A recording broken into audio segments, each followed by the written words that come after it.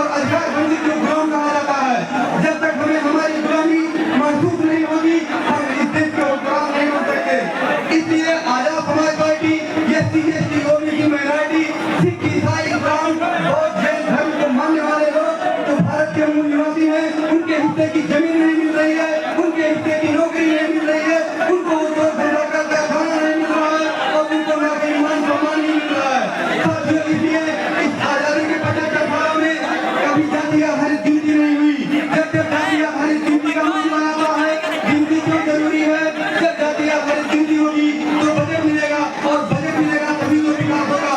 महंगाई इस चरम सीमा पे है कि गरीब से गरीब आदमी 2 वक्त की रोटी के लिए परेशान है। दुनिया के अर्थशास्त्री कहते हैं कि यदि इस देश में अमीर आदमी के पास 10 रुपया है तो गरीब आदमी के पास कम से कम 1 रुपया होना चाहिए। लेकिन इस देश में गरीब आदमी के पास 1 रुपया है तो अमीर आदमी के पास 100 रुपया है। जीवन जीना दुर्लभ हो गया है। तीसरी पीढ़ी में हमें आजादी मिलने जा रही है।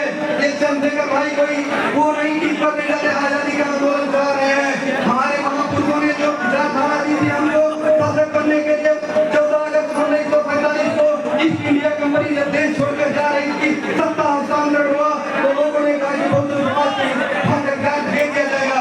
लेकिन 14 अगस्त को भी इस देश में नारा लगा कि यह आजादी झूठी है, देश की जनता भूखी है, मूल निवासी ये बनो या भारत देश तुम्हारा है, इस भारत के जर्रे में आपका हिस्सा है। गरीब बनकर मरने से अच्छा है अपने अधिकार के लिए लड़ाई लड़कर मरो।